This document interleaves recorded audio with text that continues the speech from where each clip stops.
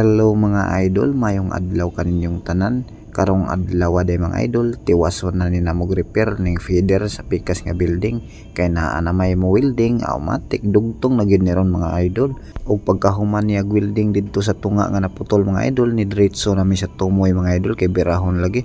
Pagtan-aw na mo bawog naman day kayo og dili na day na masilbi mga idol kung ibalik pa namo kay magsabod-sabod pa manggunas tubo inigpaandar na nato ana. So maunang nag-decide na lang may nga putlan na lang tong taman sa nabawog. Dayon sumpayan na lang namo ni og tarong nga barina mga idol para at least og tarong na atong nga sumpay dili na ta magbalik-balik og trabaho mga idol, para isang trabahoan na lang ba.